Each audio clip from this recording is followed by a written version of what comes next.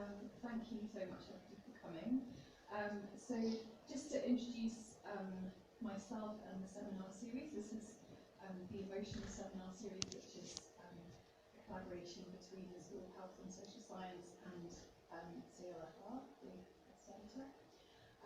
And we've been running this for 6 years now. And the seminars are all kind of very broad, very interdisciplinary, around the human emotions and work people are doing around emotions. So I'm absolutely delighted to welcome Lara Candiotto, who is a Marie Curie Fellow at the Eden Centre. And I will hand over to you. The usual format of the seminars is a talk for kind of 50 minutes to an hour, followed by, we have about an hour for discussion, so we have the room till 2.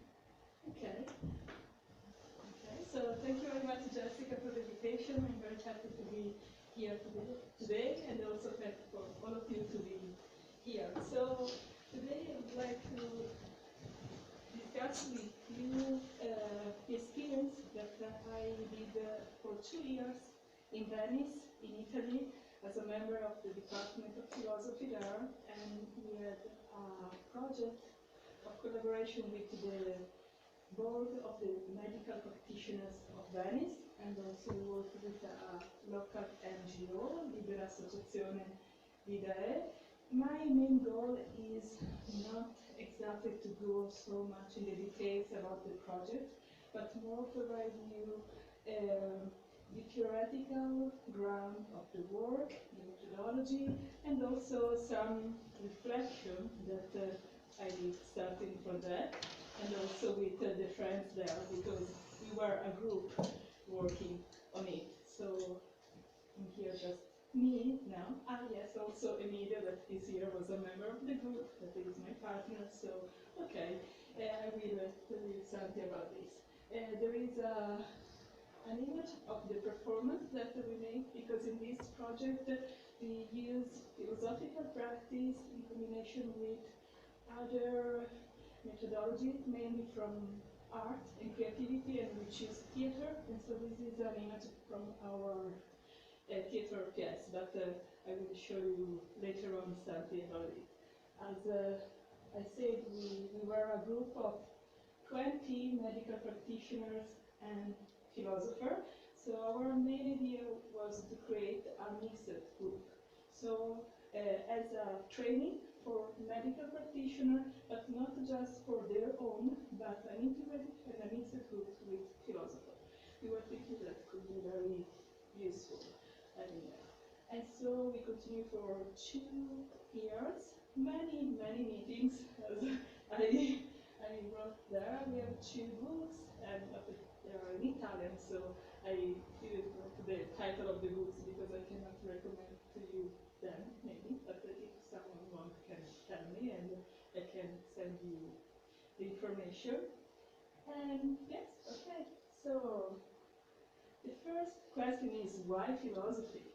Because maybe you can think why for a training of medical practitioners, but also we started to do small thing with nurses and other healthcare practitioners. Unfortunately, then I moved here, not unfortunately, I'm very happy to be here, but so I continue this experimentation to wire the group, so not only philosophers and doctors, but also nurses, social worker, educator, together. So different skills and capacity for the health care. But why? Why philosophy? Because maybe many people can say, okay, we have psychology, pedagogy, and other disciplines that can do very well training for this kind of professionals. So the first thing to say is that philosophy in the last decades, I can say, is changing a lot. So it's not just this very abstract and rational discipline that maybe all we know and experience it. Is of course also that. But there is the idea that philosophy is a way of life. This arises a lot from some reflection from the continental philosophy of the 20th century, but also from ancient philosophy. But there is a very prominent scholar in France, Candiotto, that wrote many books about the recognition of philosophy as way of life in antiquity. So there is the idea that when philosophy was in the ancient Greece was an activity of the soul of people that doing that together in order to become better. So it was immediately something connected with virtue. We need to do philosophy to become more virtuous. So we take this idea of philosophy, but this is not just an idea, it's a practice. But there are a very big group of philosophical practices. So things that we can do with philosophy. So, for example, the first one that we can think about is dialogical inquiry. And there are many examples about it, also very interesting, connected to a Socratic practice of dialogue. In Germany, it was very interesting that Leonard Nelson, in 1920, started to develop this method again with the idea that you need to foster the ability to critical thinking of freedom, because nationalism and the National Socialism were arising in Germany in that period. So philosophy was quite a practice of resistance, of critical thinking. But then also this idea of dialogue as a practice was very important in philosophy for community, philosophy for children. There is the founder of the philosophy for children method, Matthew Lippmann, in the 70s, in the USA, again, with this idea that we need to foster, enhance the ability to think freely, so to overcome the dogmas and try to discuss reality in order to grasp a deeper understanding. So there is also this idea that philosophy, the practice of philosophy, is connected to knowledge, but maybe knowledge as understanding, so to grasp a deeper understanding of the matter. And understanding has also to do with the subjective experience of knowledge, something that can be meaningful for us as knower, as practitioner. And so dialogues, I say, but also autobiography. Also this could look weird for the standard conception of philosophy, that if we take again continental philosophy and mainly phenomenology and existentialism, we see that the first person experience is the ground of our thinking. So we need to start from ourselves, from our experience of reality, and of course the idea of philosophy is also go beyond it to open up ourselves and wider our narrow perspective of reality. And so autobiography in connection with other methodology comes from the pedagogy and psychology is exactly the practice of writing ourselves. And this is not just something that is new now. Again, in the history of philosophy, we have philosophers that wrote their autobiography, and starting from that, their philosophical point of view arise. So the main idea is not to create something, a new model of philosophy, but to try to find in the history of philosophy sources for understanding philosophy as a practice of life, as an engagement with life, connected to virtue. And so there is also this nice stressing of spiritual exercises. So there is the idea that philosophy has to do with spiritual exercises. So philosophy is not only a practice of reason, but also of spirit. And this has to do with the Hellenistic school of philosophy, so the Epicureans, the Stoics, etc., that living in community, they're trying to do together some exercise to become better. Maybe in the discussion, if you wanted to know something more about this, I can provide some details. Here is just a list for making you understand what it means with philosophical practice. Connected to heterodyarchy, there is the idea of embodiment. So again, the body is the central, one of the central notion that arises in the last century philosophy. So we needed to ground our thinking, our cognition in our experience of the body. So overcome the dualism between reason and body, but try to see the entanglement, the integration. And this is very interesting because also contemporary neuroscience is studying this, especially for my field of studies, that is philosophy of emotion, is working on the integration between emotions and cognition, and we have evidence about it. Art, as I already said, and also meditation. So the approach was also to see not only our Western tradition, but also to have a more comprehensive point of view to the philosophical development in our global world. And so among the philosophical practice, we can put also some practice connected to mindfulness and other kind of meditation. And so not exactly myself, but other friends of the group worked with the medical practitioner, with the doctors, with some meditation coming from Taoism and to Zen Buddhism, etc. Walking meditation, sitting meditation, etc. Another thing that is important regarding this new and ancient conception of philosophy is the idea of philosophical companionship, of community. Again, we are used to think of philosophy as a solitary practice. The solitary thinker that is like, you know, the Rodin statue, the man alone that is thinking, struggling within himself, just a man, remember, struggling within himself, and so the solitary knower that has to attain the truth by his own. So what we want to do again is that in order to get real and shared knowledge, we need to be together in a group. So the group of inquiry, the community of research.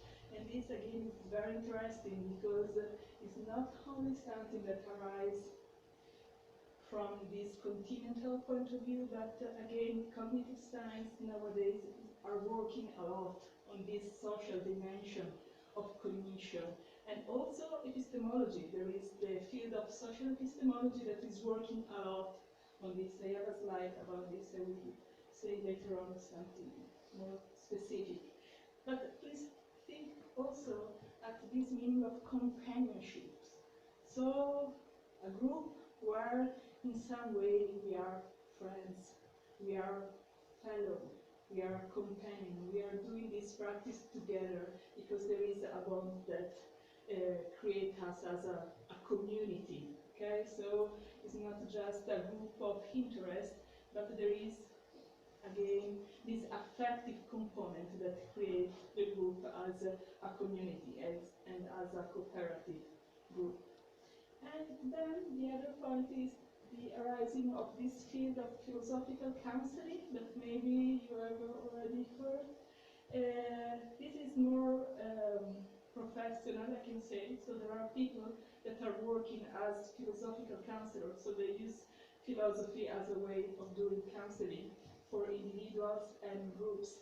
It's arising in the late 80s in Germany. Achenbach was the founder of this idea, and the idea is that philosophy may help people also in issues connected to their mental health, well-being, etc. So it's not only philosophy, but it's philosophizing. So I really want to stress this idea of activity, of doing philosophy. And what is doing philosophy means a dialogue between human life and the broader horizon in which it is embedded. So there is also this idea again, not only solitary knower, not only the group of community, but that we are in a world that has many issues. So it has to do also with political and social awareness, and the idea that philosophy has to deal with some contemporary issues, not something disembodied and just thinking to a truth that has nothing to do with our real life. And as I said before, speaking about reason and spirit, there is this idea of going beyond, so to open up the narrow perspective and try to achieve a more open and wider perspective. Then critical thinking, holistic practice has to do with this idea also of engagement. So it's a practice that has to do with our subjectivity, our body, our soul, embedded in a world and trying to do something for the world. So engagement with the world. And also, you know, the word philosophy, philosophia, is translated from an etymological point of view as love of wisdom. So this desire to achieve wisdom, to achieve understanding. There is a philosopher, and not only a philosopher, a priest, Raymond Panikkar, that say that philosophy is not only love of wisdom, but the wisdom of love. So this idea is open up the inquiry on the affects, on emotions. So it's possible to find a way to be wise in our emotion, and philosophy has to do also with it. About the picture, I just wanted to mention that here we have Plato and Aristotle. It's a very common picture of these two philosophers by Raffaello, the Academy of Athens, and you see one is pointing to the sky and the other to the ground. And usually in our dualistic way of thinking, we think that Plato and Aristotle are opposite, so or we can just look at the sky, and so not knowing nothing about our world, so just the ideal world disincarnated, or just action and not thinking, just this very engagement. But I really like to think Plato and Aristotle together. So the possibility to think philosophy that is the mediation or the relationship between these two planes of the reality. So you can say the physical world, the matter, the social world, etc., and what is connected with the sky. So values, the ideal world, and the spiritual world, etc. This question, why emotions? Why doing philosophy I have to work with emotions and not with other fields that maybe can be more connected to the philosophical practice? So this has to do with the primacy of experience, as I have already told you, for the last century philosophy, mainly continental, but also analytic. We take Wittgenstein. Wittgenstein say that philosophy is an exercise, a style of life. He says there are very interesting works of comparison between Wittgenstein and Foucault, Wittgenstein and Heidegger. So again, the boundaries, there are boundaries, but not so dualistic, I can say, but okay, from phenomenology, we have this idea of the primacy of experience. And so emotions belong to a living body that acts inside the environment.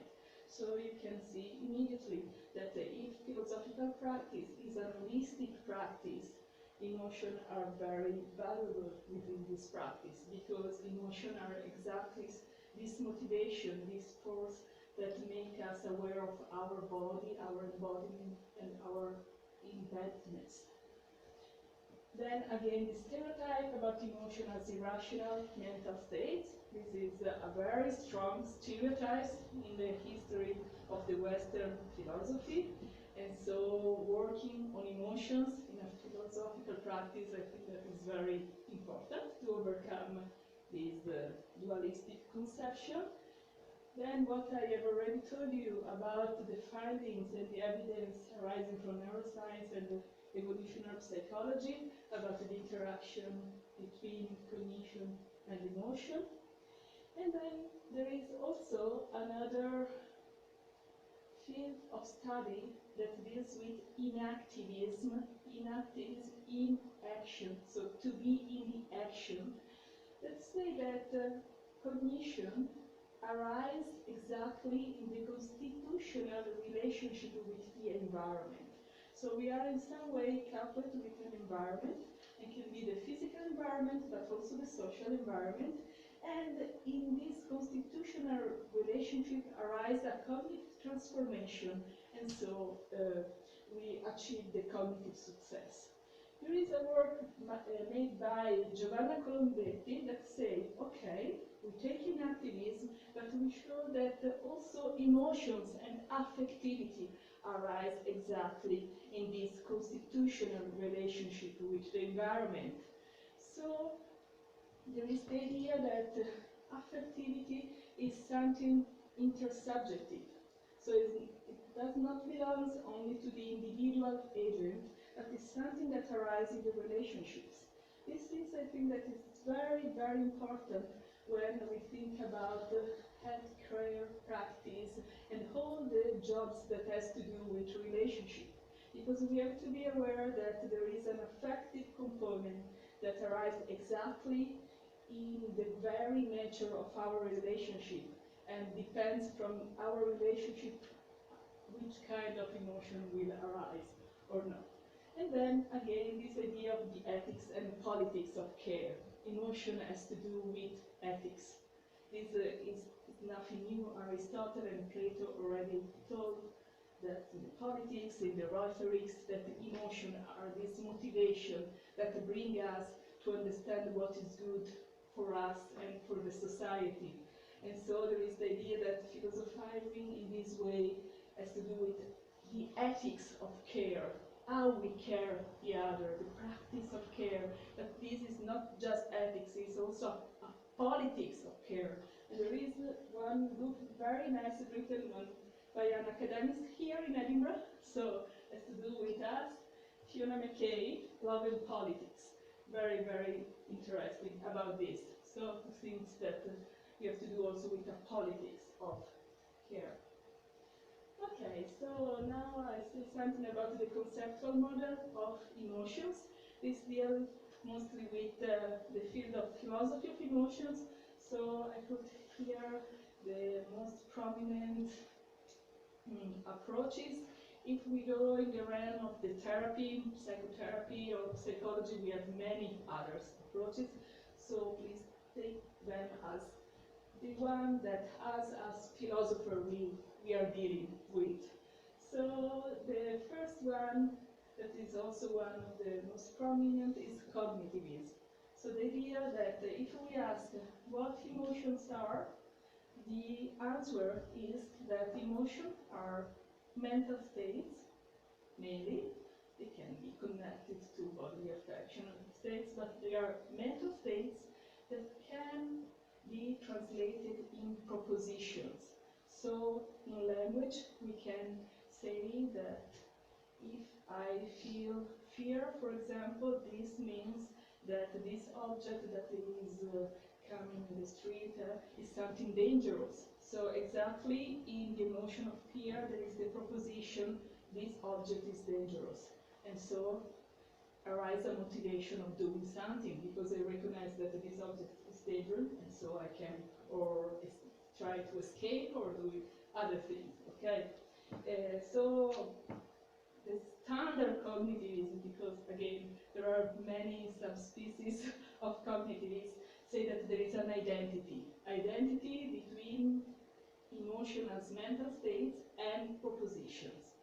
Okay. Then there is the perceptual model that deals part with phenomenology, again, but it's very strong also in the analytic world, and say that emotions are as perception. So are not propositions so strongly linguistically constituted, but are a way through which we understand reality. So how we grasp the value of the thing that we have in front of us, how we also later on we create a judgment about it. But the first way is a perception of value, grasping the value, the balance of the object through emotions. Okay. The third one is the feeling-centered approaches, and this has to do with the idea that emotions are feelings, not mental states. Feelings, bodily feelings. Okay, so as to do with, and mostly in this field of approaches, we are speaking more of affect instead of emotions. It's the idea that emotions are a bit too cognitive. Affect are something that we feel, and in some way we are also passive toward them. It's something that happened to us, and so we feel them in our body. And William James is one of the prominent, is the founder of this approach. And then I put these multidisciplinary approaches that within them there are many models, but I can say that the key idea is that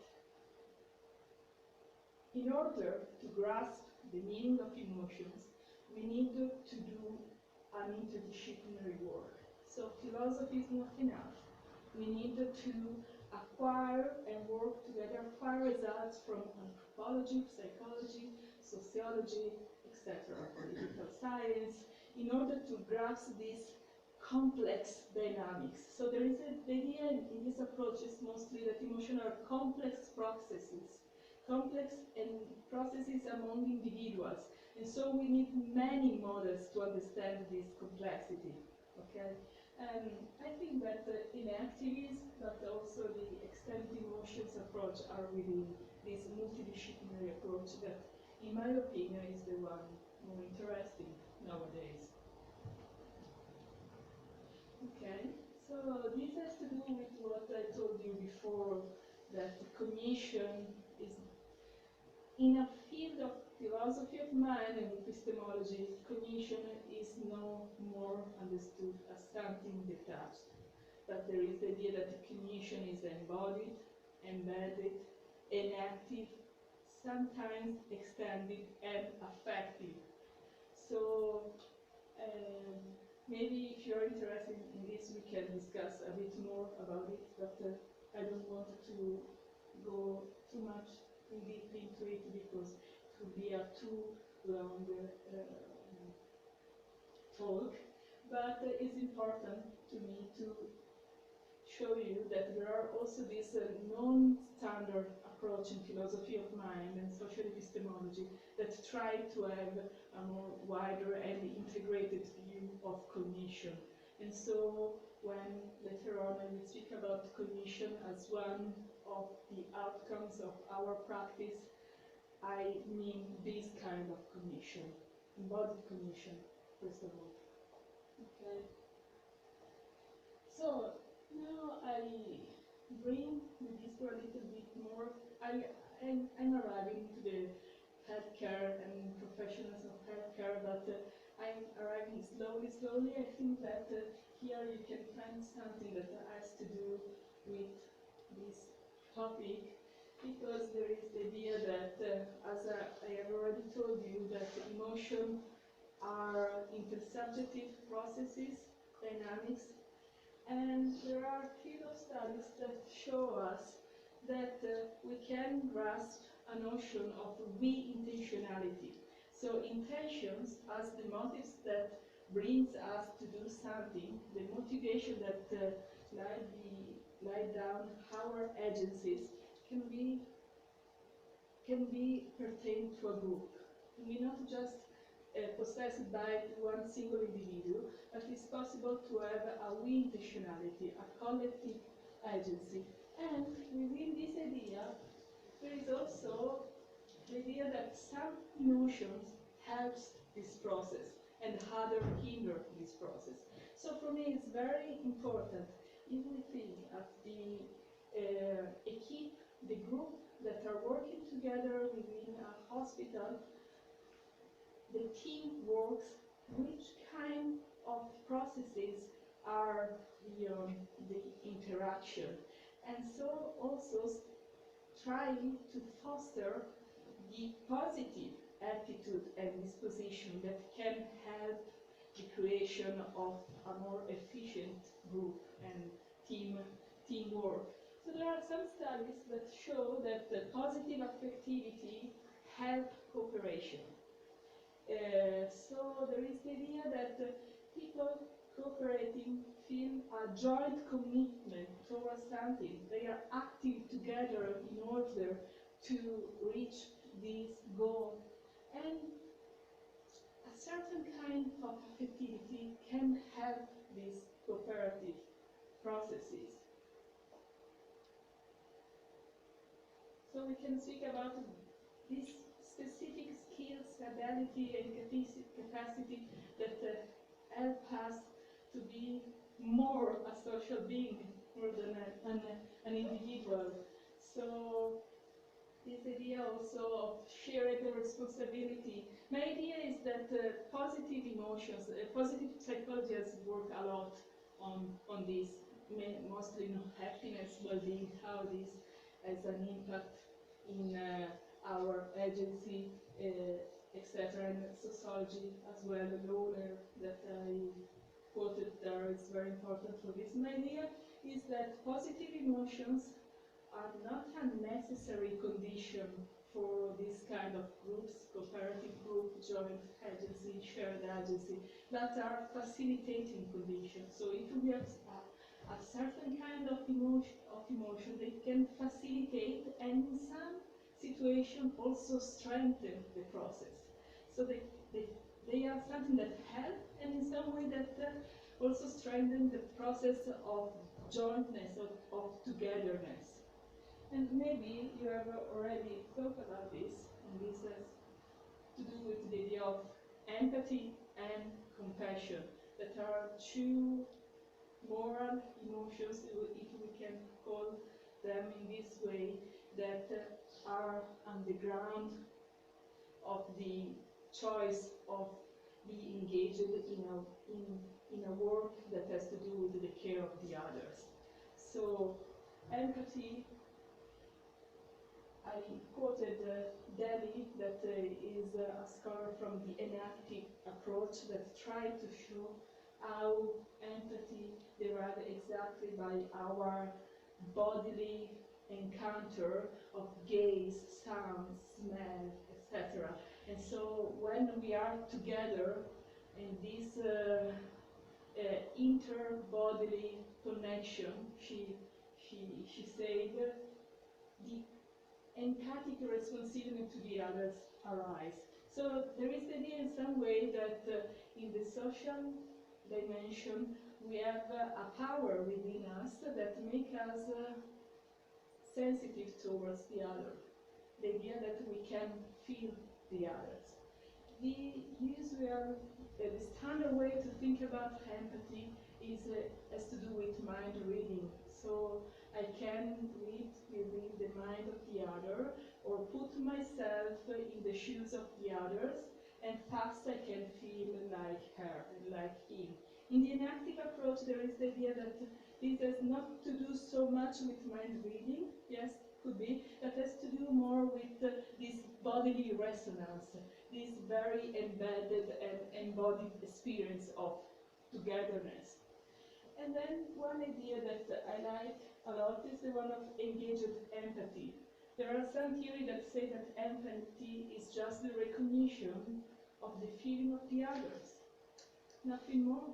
But there is the idea that empathy can move us to doing something for the other. That's why it is engaged. It has to do with action. So empathy has a motives for action, motives for moral action. Because there are some studies that arise from social psychology, empathy enhances altruism. So to do something that can help the other. And this brings us to compassion, because someone understood empathy and compassion as synonym.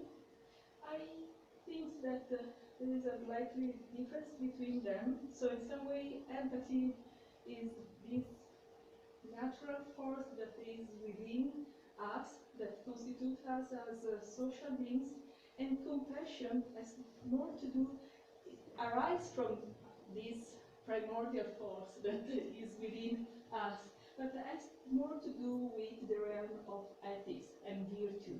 We need to nurture our compassion towards the other, has to do with our ethical horizon.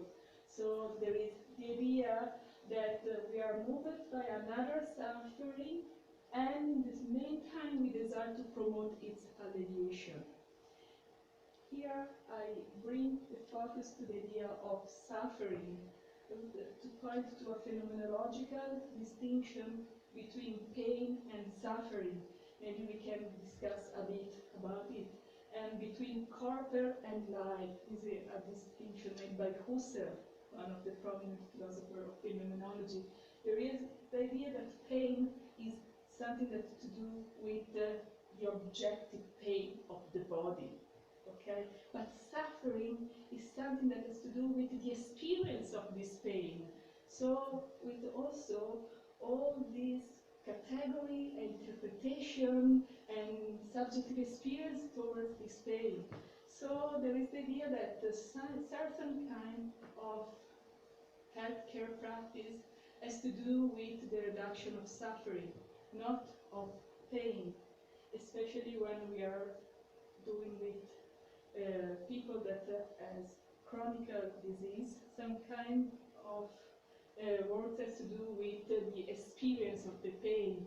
Of course, there are the works with the medical treatment to reduce the pain. This is one of the therapy that is done, but is connected also with this subjective experience of the pain. And also there are studies that are trying to combine the quantitative data about pain that you can recognize through some medical practice, diagnosis, etc., and the qualitative experience of pain, that is the suffering, exactly. And some professionals try to work together with doctors that as the main role to reduce the pain of the body, in order to reduce the suffering of the patients, of the subject, because the life is the feeling body, is the subjective body that is exactly in this situation of pain. And so I think that compassion has to do with life, okay? So with the life and with the suffering, with this subjective experience. And I understand compassion as an holistic practice that combines together cognition, so understanding the suffering of the other, and also moved by aspiration, ethical concern, etc., and affectivity. So the affectivity that arises from this empathic relatedness among humans, and not only. So compassion is a virtue that has to do in our history with the spiritual point of view. There is the idea that spirituality is an inner resource, independent of religion or denomination, that has to do with compassion. And there are some works that are done now how to enhance the compassion of the healthcare practitioner in their daily job. And it's interesting that Hamel, one of the prominent scholars on this, understood that compassion and spirituality as a philosophy of meaning. And it was very nice for me because it has to do with my work in philosophical practice. So a philosophy of meaning that informs life choices and life satisfaction. So there is this idea of an internal attitude that moves us to an unselfish and compassionate life. And spirituality can be this. We can discuss it later if you agree or not. These are the two experiences that I have in mind. One is the Zen hospice in San Francisco, led by Frank Ostanensky, and is exactly training people and professionals in compassion. So I think that in our space we need compassionate people, okay? And here there is a nice quotation. But also in Edinburgh. In Edinburgh, there is the Edinburgh Global Health Academy that is working exactly in compassion. And I know that there is also a collaboration with Stanford University. So something is happening in the world about it, and I'm very happy about it. Okay, so this is a circle, I can say the virtue circle that connects some of these notions that I discussed now with you. So the idea of deep listening and empathy, compassion and pro-social emotions. These have to do with ethics and ethics of virtue. And I think we can discuss later about it because it is a bit too specific for philosophy, that the virtue ethics has to do also with intellectual humility and intellectual courage. So in order to pursue a virtue ethic, we need also to work in our attitude toward knowledge, toward the others, so to build ourselves as the maintain humble and courage person, okay? Then there is this idea of trusting other potentialities. So I think that at the ground of this idea of emotion, positive emotion, empathy and compassion, there is the idea that we can do something.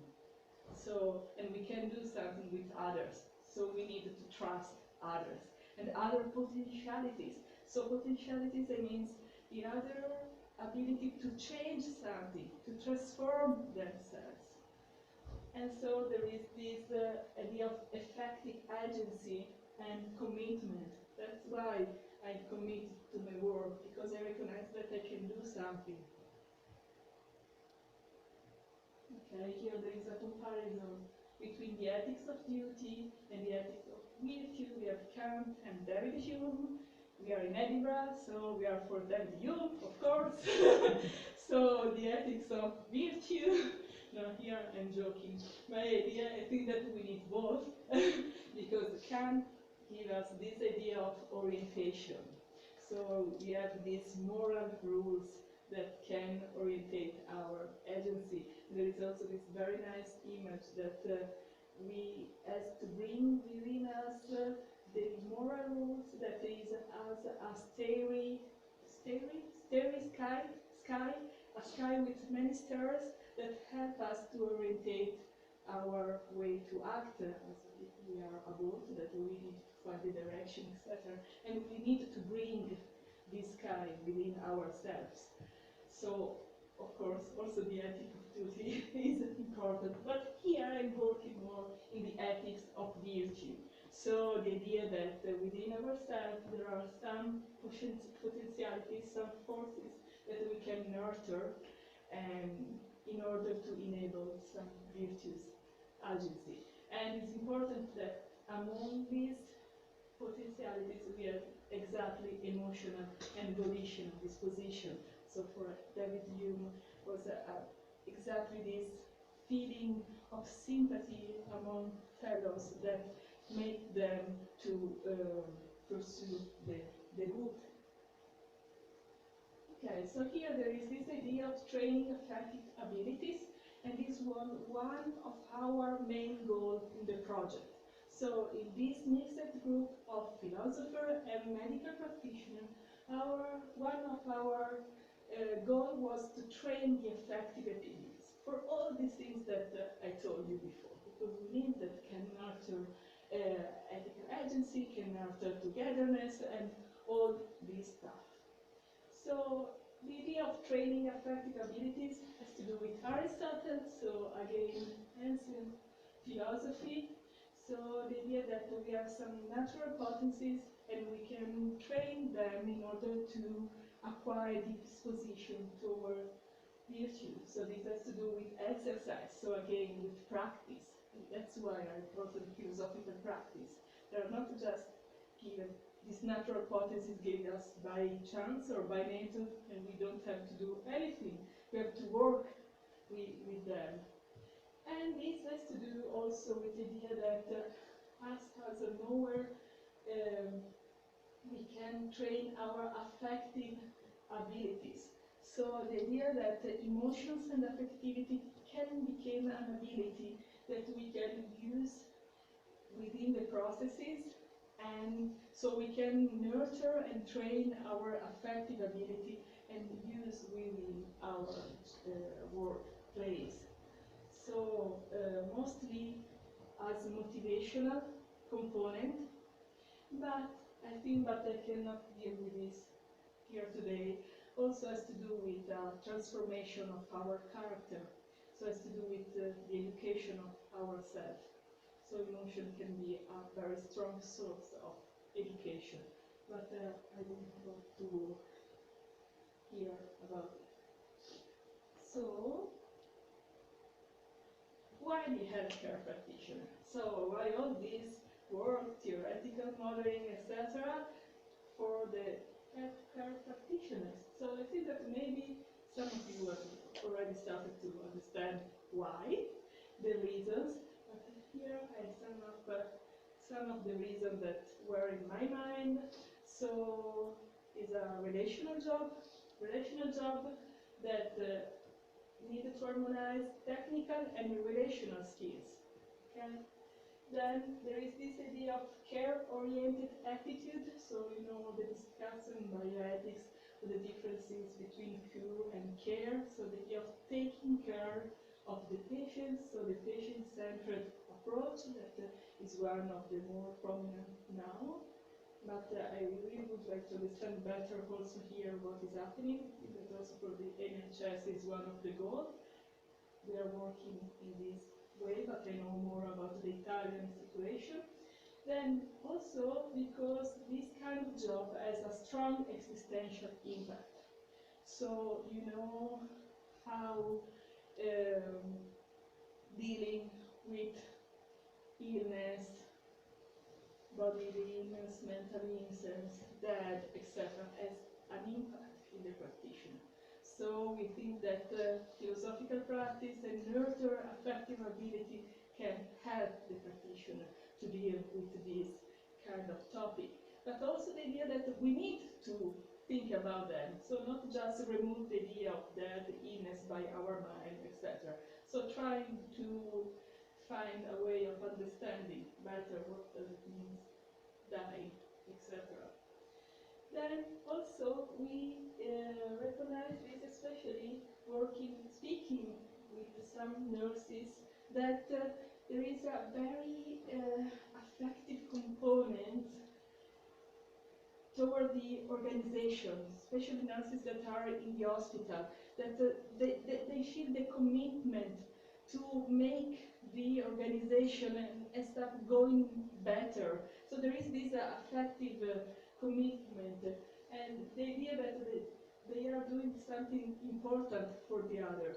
And so again, we think that it would be very useful to develop a training for nurses regarding this topic.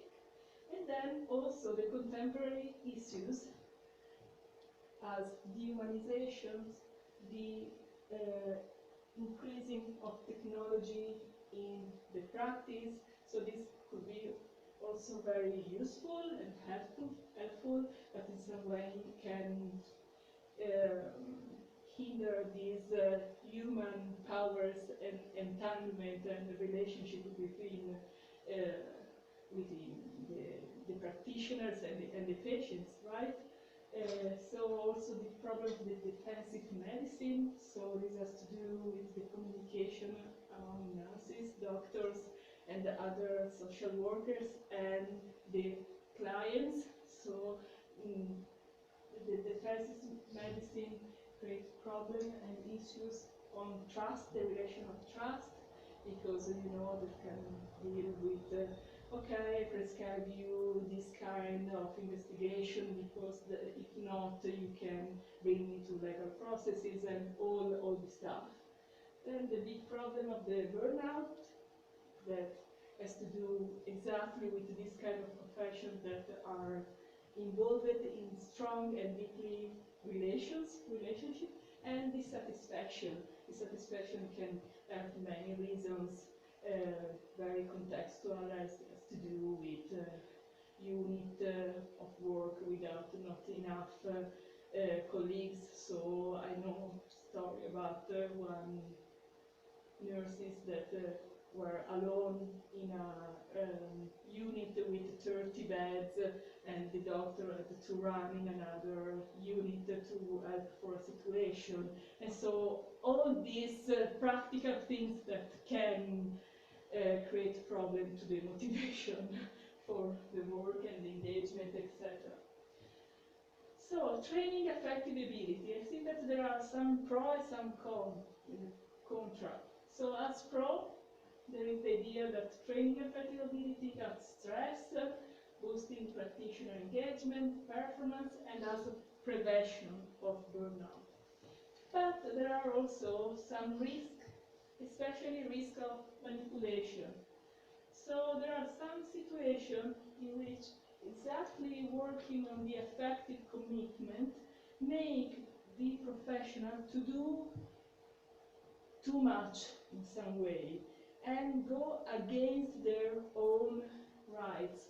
I don't know if this happened also here, we can discuss together, but this one was the most strong issues that the doctors with whom we work bring to us. This idea that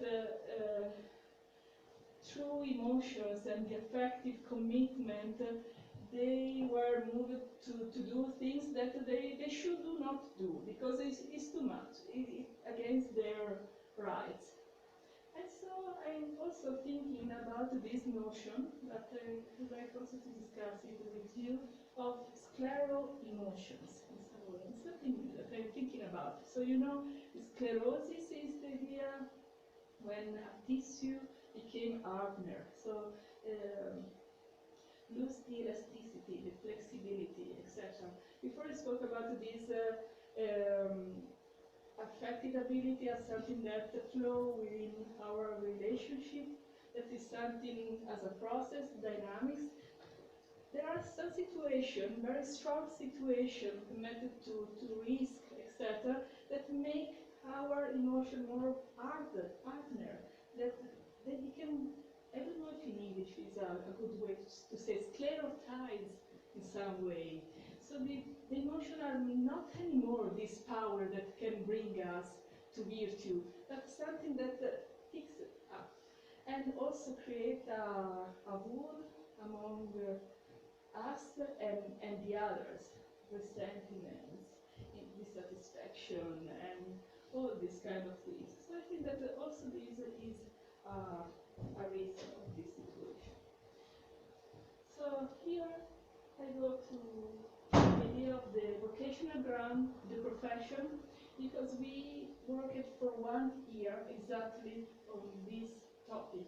So the question was, why you choose this job? Why? What are your inner motivation? What brings you to this job that is so nice but also so difficult? And we work it with autobiography and all the other aspects.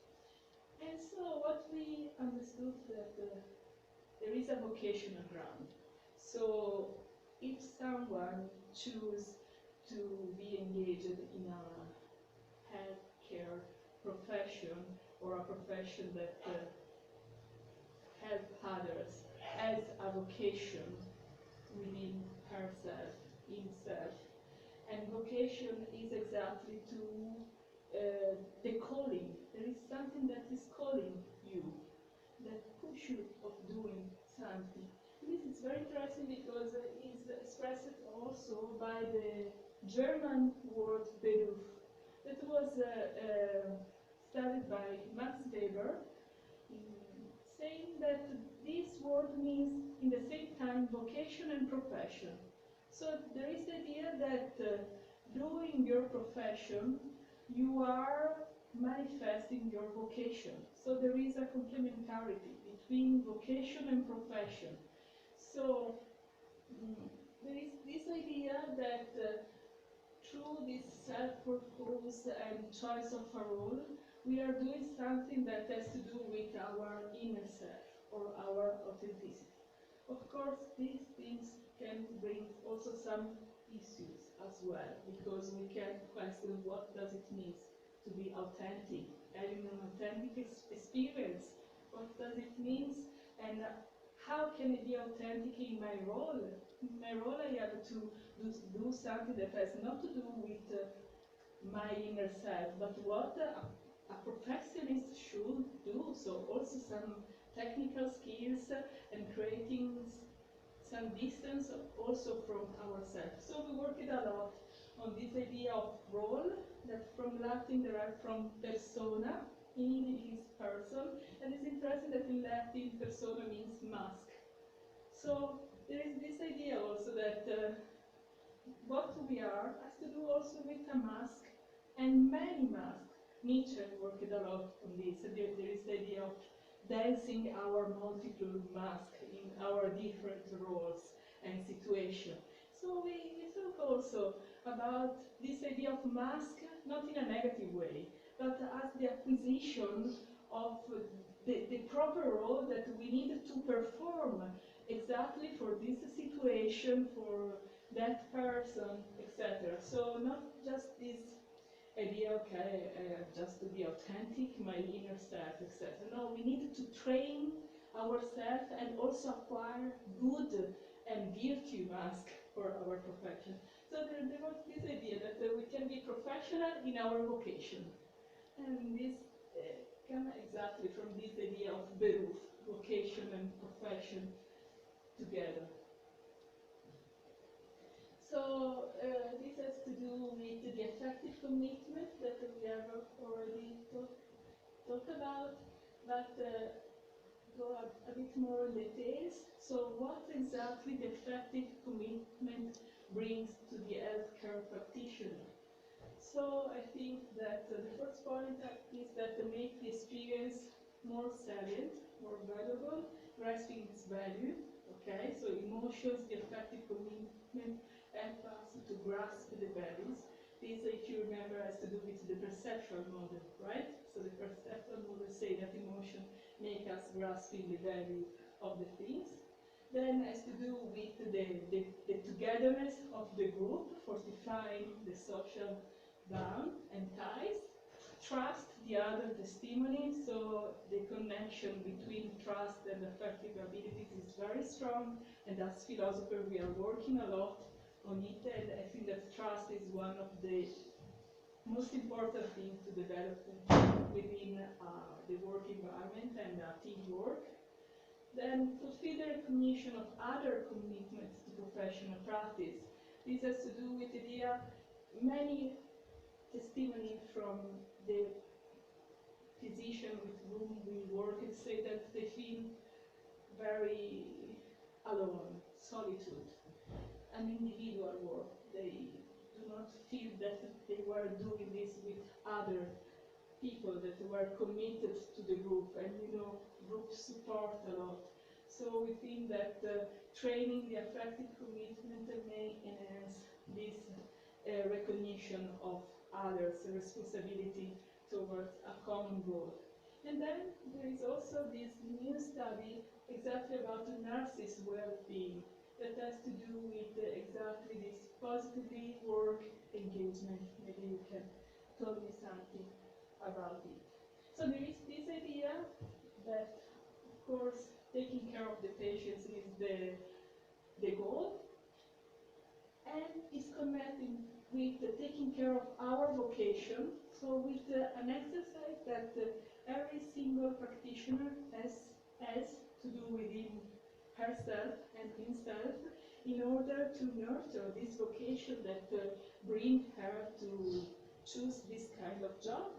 And also the idea that we can have some professionals that take care of the professional care. So this exactly was an idea that arises from the Venice group. They told us, okay, you as philosopher, but maybe also other people, can help us, can take care of us, because we are people that every day we take care of others. But who is taking care of us? So this has to do with the training, etc. And I didn't say anything about a quotation that I think that it was quite funny in some way, but strong. This Latin quotation say, "Medicus enim philosophus est Deo aequalis." So say that the doctor, that is also philosopher, is similar to God. Maybe it's too big, this idea, but it's exactly a doctors in Venice that point us to this, that philosopher help him to be a better physician. Okay, so this was a very idea in the ancient times, in the Hippocratic method, etc., that the philosopher and doctor should be the same person. Okay.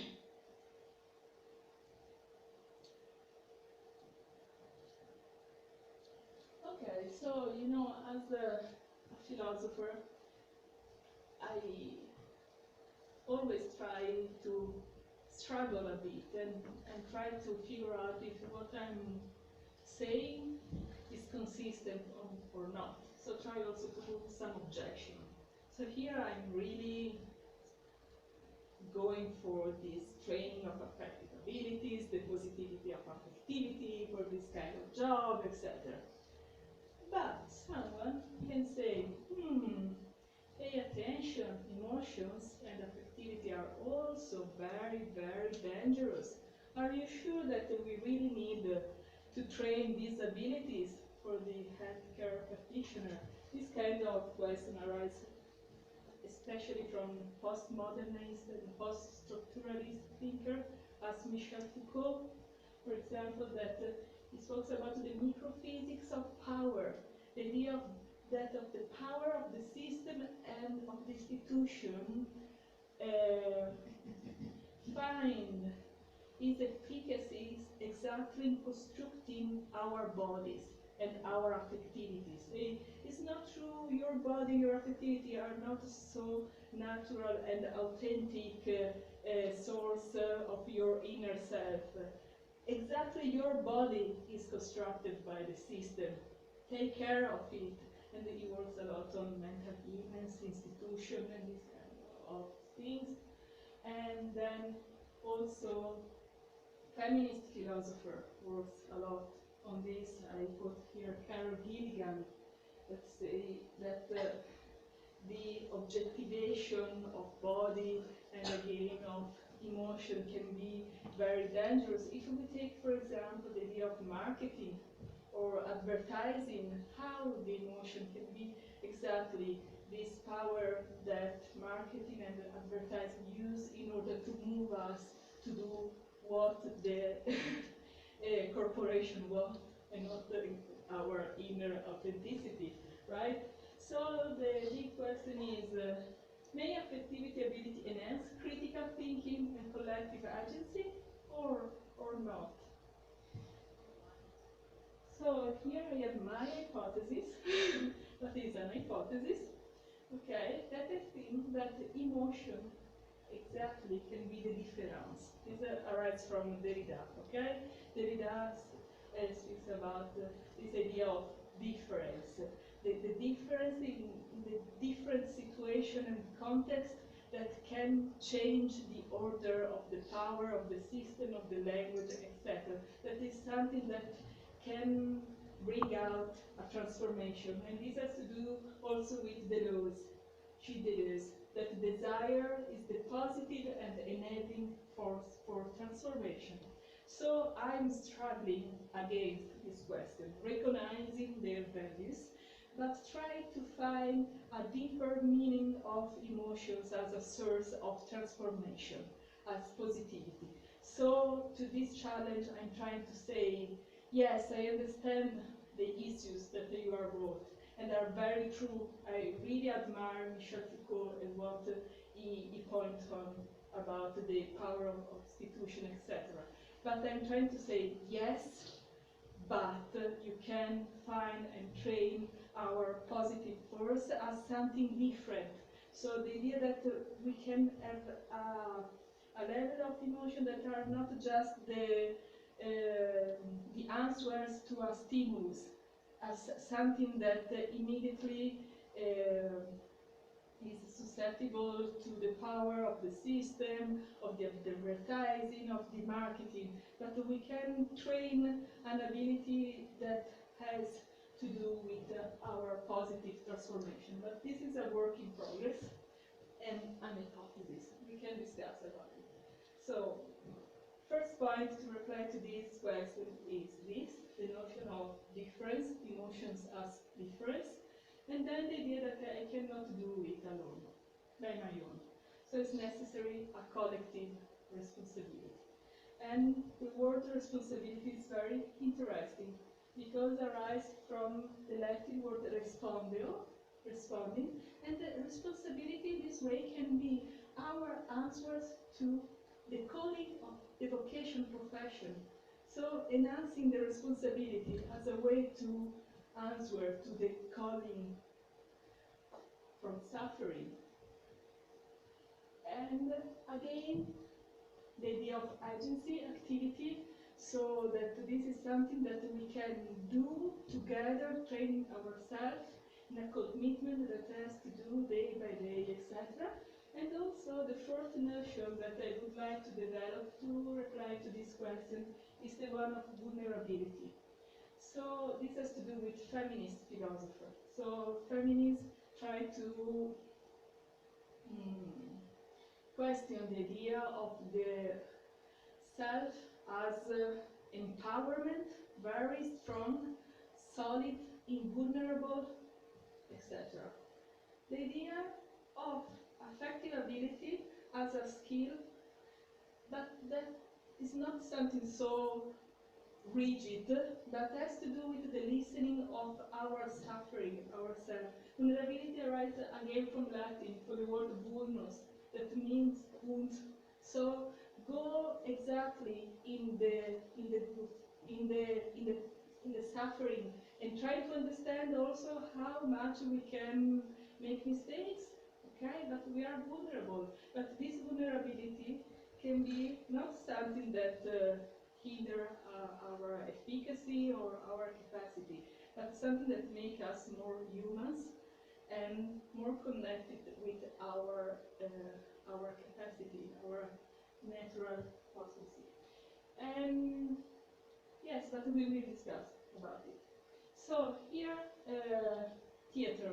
So what we did, this is the last things. So I spoke about roles, authenticity, vocation, professions. For us, working with theater was exactly a way to understand our roles in actions. So the idea was to build up with this group of medical practitioners and philosophers a theater piece that was written by our group, so starting from autobiography, and as a way of social action. So maybe you... No problem. Bye. Thank you very much. Bye. Thank you. So we think of theater as a representation, something that we see and nothing more.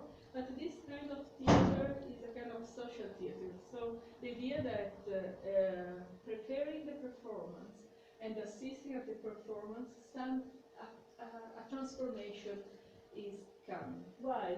Because for Augusto Boal, that is the founder of this kind of theater, if we use the method of form theater, for example, we represent a situation of conflict, of oppression, something that is not working well, and the public, seeing this situation, can try to change the situation through a meiotic process of dialogue. So there is a mediator, the name of this mediator is a joker, that asks to the public, is it real what you have seen represented on the stage? And if the public say yes, say, well, try together to figure out another way to answer to this problem, to these issues. And what is very interesting is that the answers are not just said, but active in the performance. So the public enter in the pièce and change through improvisation the situation. What we have done was to create this theater pièce with this group and represent it to other healthcare practitioners. So it was a training situation where the public were other, mostly doctors, but also some nurses and social workers that can see the situation, trying to understand if it was real, and together, starting from a dialogical and meiotic thinking, and then through these improvisation and agencies, to figure out some solutions. So there are, this one is form theater. There are also other techniques that we use. One is image theater that I like very much because it's without words. So we use exactly only the body and the idea of sculpture our collective bodies. We are also us together. We create an image of the situation through our bodies, and we show this image to the others, and again we can ask them if they recognize this image as a real image of the reality, and how can we change our position of the body, gesture, expressions, etc.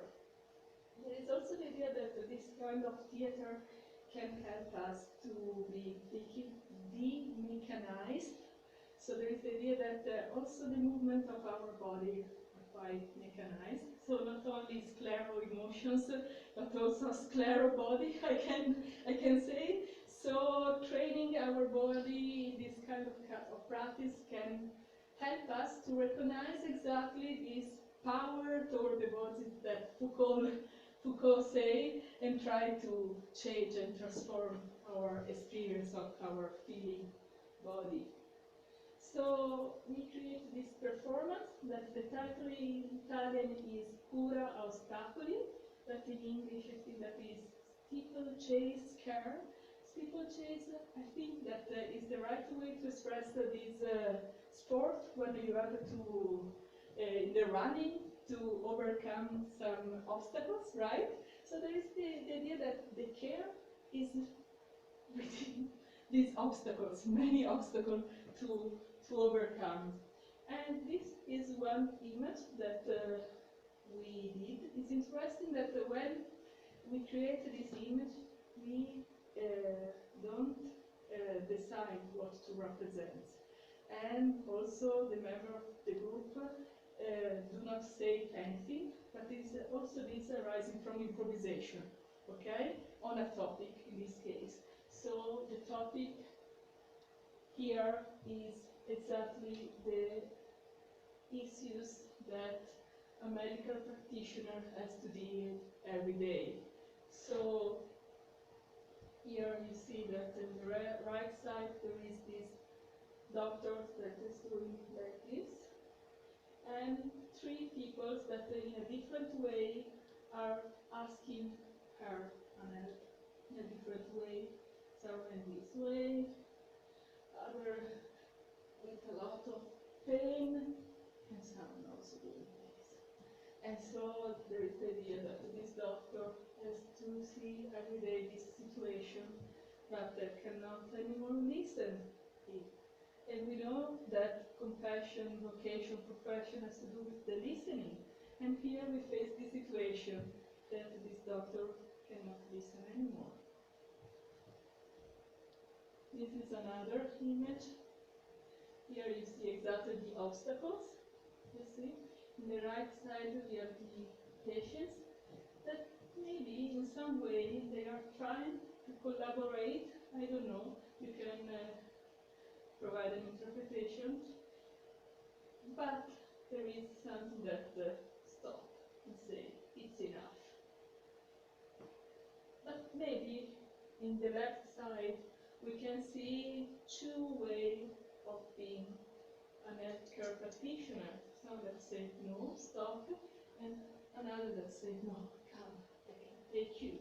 But I can take you, but in front of me there is something, I don't know what can be, economical cutting, the system, the structure, the organization that say no. So you also, the doctor has to overcome these people. That then we work it a lot to try to understand who is it. If it's a symbolic figure, if it's something concrete, it's represent a corporation or what. And this has to do with is an image from the performance, so it's not anymore image theater. So here we try to represent a system where the doctor is in the middle, and there are many people that are working around him, and I show you what happened here. So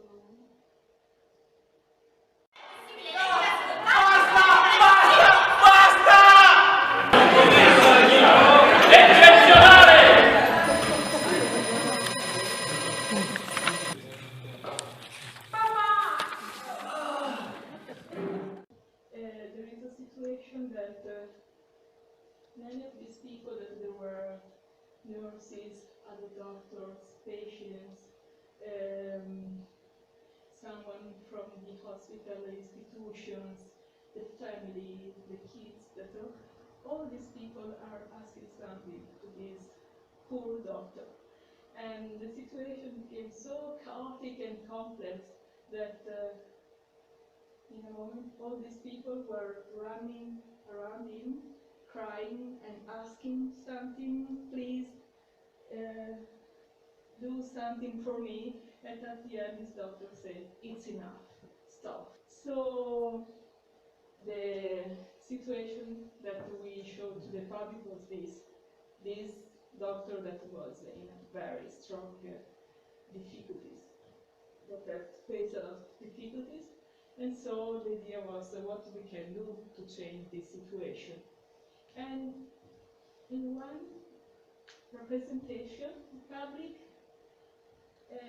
show us mostly individual solutions. It was quite interesting, because in a previous representation, the public also thought something that we can do together.